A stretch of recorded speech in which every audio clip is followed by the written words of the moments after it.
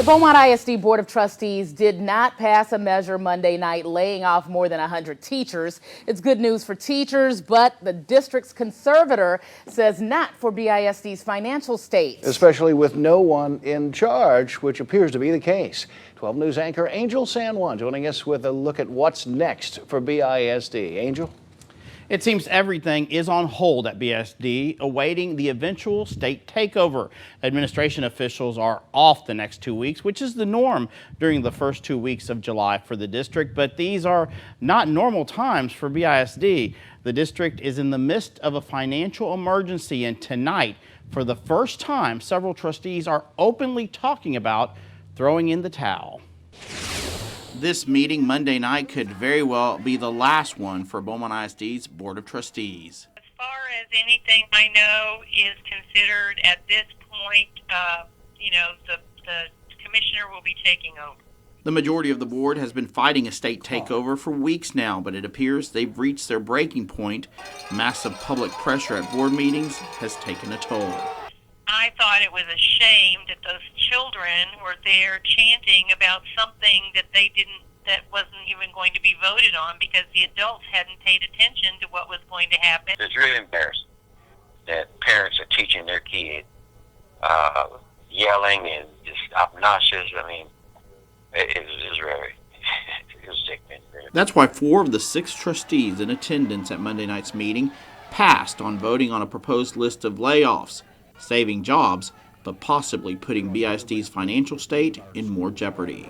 School may not start in Beaumont, Texas.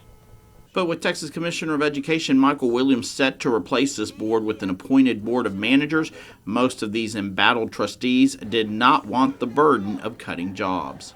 They could get their way and let someone else make the decisions, and then someone else would be responsible for those decisions when people aren't happy with what happened. But Trustee Woodrow Reese says he could not pass the buck and was the only one to vote for the layoffs. And he still thinks Commissioner Williams is wrong in trying to replace an elected board. I mean, just walking right over us. And the voters, because people put me in office for a reason. Not for a commissioner to come take me out of my seat.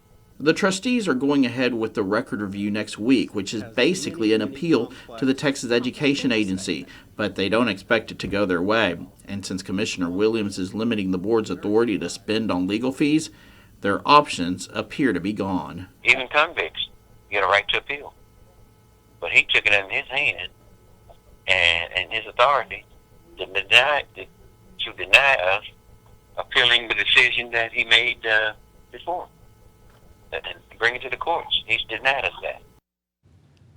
Reese has not ruled out seeking assistance from the U.S. Department of Justice, and even though both he and Broussard believe the current board will not have any more meetings, sources tell us approval from the board is necessary to accept certain resignations and retirements. For example, the resignation of the Director of Personnel, Sybil Como, must still be officially accepted by the board. She turned that in yesterday. However, it's still pending, and who knows when the board will meet, if they will meet again. Who knows, yeah. And what do we know about this board of managers? Well, I spoke to a spokesperson with the Texas Education Agency who speaks for the commissioner, and he says that the commissioner is pretty much set on waiting till after the record review to finish that up, which is July 10th, and at that point, shortly after a decision is reached, he will appoint the board. However, he's been in contact with the pool of people, some from our area, as possible candidates to make sure they are still wanting to do this because, of course, probably the most challenging thing is that the first order of business for this new board of managers will most likely be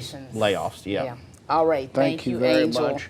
Our area's State Board of Education member David Bradley issued the following statement saying, quote, "Given what we've seen in the last couple of days, I think this board is giving up. Finally, they just don't know how to do it." Bradley goes on to say, having lost, they're just going to dynamite the train tracks and leave as big a mess as possible, end quote.